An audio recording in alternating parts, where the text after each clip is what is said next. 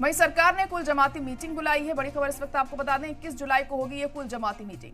Parliament के monsoon session से पहले ये मीटिंग होगी। इतवार 21 जुलाई सुबह 11 बजे ये मीटिंग होगी।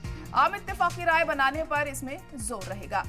तो अब बजट सेशन शुरू होने वाला है और उससे पहले ये कुल जमाती मीटिंग बुलाई गई है। ऑल पार्टी मीटिंग बुलाई गई है। 21 जुलाई को ये ऑल पार्टी मीटिंग होगी। पार्लियामेंट के मानसून सेशन से पहले ये मीटिंग की जा रही है।